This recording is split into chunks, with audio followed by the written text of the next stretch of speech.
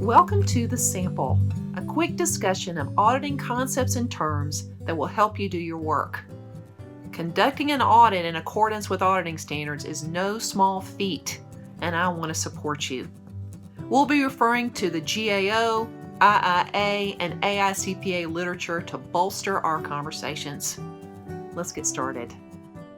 In this episode, we talk about how to fight the bureaucracy. And oftentimes, auditors are blamed for bureaucracy, and we're not the bad guys. The bad guys tangle us up in red tape so we can't move and we can't get what we need. We can't get to the airplane because we have to get through the airline security and TSA, and the Austin-Bergstrom International Airport is recommending that you get to the airport 3 hours in advance of your flight.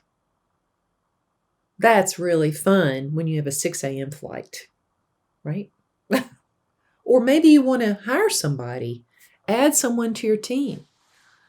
But the process of hiring someone is so onerous, you just kind of shrug your shoulders and say, oh, forget it. We'll just do it ourselves, right? So bureaucracy keeps you from getting done what you need to get done.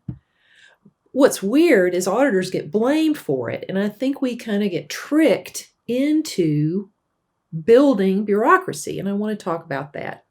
I followed up on an audit after an auditor named Pam, and she was auditing a small court and only employed about 5 people, and for some reason she decided to look at petty cash. And the word petty there is key, right? So she decided to audit petty cash and decided that their controls over the $20 they had in petty cash were not adequate. And so she recommended that 3 people out of the 5 sign off on petty cash transactions. Now she kind of got tricked into it because when I followed up, I had a few questions. First of all, why were we even auditing an entity that was only 5 people big? When we had all kinds of places we could have been looking around in the state. Maybe we could have looked at welfare programs. Maybe we could have looked at educational programs. Maybe we could have looked at the foster care program. There were so many things. Building roads. There were so many things we could have looked at, but we were looking at these little tiny courts. And then why on earth did she pick petty cash? So my job at that point was to tell the director, I'm sorry, we went off on a tangent here. You do not need 3 signatures on your petty cash transactions. Good old Pam was set up to create more bureaucracy. She couldn't help it almost. And some of it's due to the way we talk about our work. And we talk in half-truths. And we have to be really careful what we say, and we have to be really careful with our intention. 2 half-truths I want to address. One is everywhere I look, something is broken, and I need to fix it. Okay? So the first one, everywhere I look, something is broken. It's true. Something is broken everywhere you look. I'm always thinking of the Wizard of Oz when I think about auditors. On the facade, it's a powerful sorcerer. But behind the curtain, there's this poor little guy like pulling levers, trying to make things work. The closer you look, the more likely it is you're going to see something. I argue that everything in its essence is broken, okay?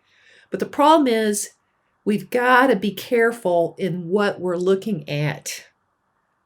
So if you look at petty cash, you're going to find a problem in petty cash, and you're going to layer on controls.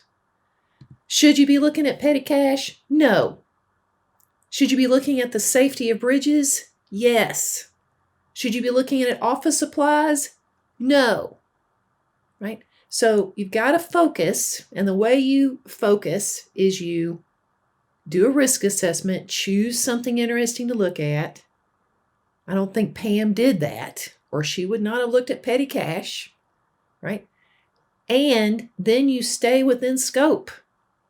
You do not allow your project to veer off into uninteresting areas, because then you're going to have to recommend additional controls. And that gets me to my second half-truth here, which is I need to fix it, right? Okay, true. What you're looking at may need to be fixed. Maybe. But it's not true that you, the auditor, have to fix it. Think about this approach with a client, because the client, the auditee, is the one that should be implementing the solution. Okay? Here's an approach you might want to take. So you're looking at something interesting and you see a problem and you say, we see this problem, blah, blah, blah, here's the problem. And then you ask the client, do you think this is a problem? And hopefully they say yes. And then you say, do you think something should be done about it? And hopefully they say yes. And then you say, well, what do you think should be done about it? What do you think? And then they come up with their own solution. You know, the auditee has a choice of what to do with risks. It's not our choice. This is from the Green Book and the COSO model. They can accept a risk. They can just go, well, yeah, we're not controlling petty cash very well, but okay, not a big deal. We're just going to let it ride. That's perfectly valid. You should not control things that don't matter. You could avoid the risk, which is eventually what this court decided to do. We're just going to get rid of petty cash so we never hear from you people again. And I'm like, I'm sorry you didn't have to do that, but okay, I can understand why you just avoid the whole conversation. You can reduce risk by layering on additional controls. That's what Pam decided to do, which is silly in this case. Or you share the risk, you make someone else responsible for the item, okay, the issue. That probably wouldn't work in the case of petty cash, okay? Not every risk deserves layers of controls. Controls over stupid things is how we get bureaucracy. Okay, so do we have to? One military organization I worked for a while, they had 25 controls over the use of a purchasing card. Okay, so I was like, 25? Really? So why do you have a purchasing card? A purchasing card is supposed to make purchases easier. You've just made it really hard. So why even give these things out? Right? Okay. So don't fall for these tricks, these mental half-truth things. Don't fall for it.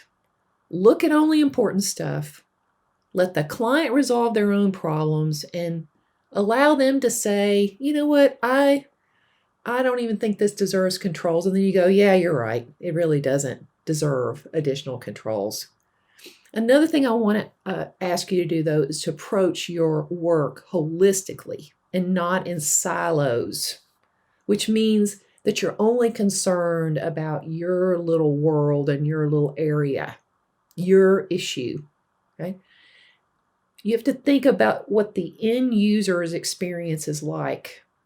Obviously, no one has thought about what our experience is like as travelers at the airport. No one's done like a comprehensive look at what happens to a traveler.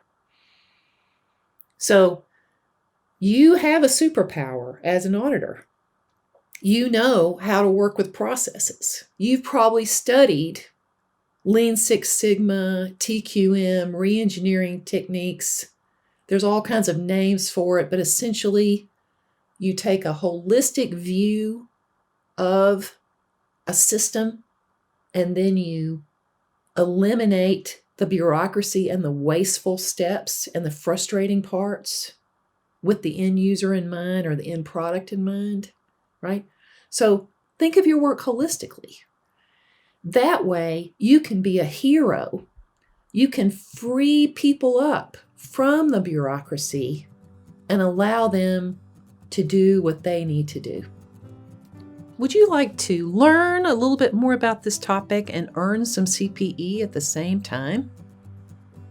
I recommend something regarding internal controls. We have several books, one on internal controls, one on Lean Six Sigma, and a video on fraud, which talks a little bit about controls, and then in a video on the Green Book. You can also get several products bundled together in a bundle. And several times a year, I run an internal controls workshop, like a 2-day webinar. And of course, I can come in and visit you in person, which I would love to. And that wraps it up for another episode of The Sample. True to the nature of a sample, we didn't talk about everything, so you've probably got questions. Write to me at Leita@Yellowbook-CPE.com, and I'll do my best to fill in the blanks. Thanks for playing.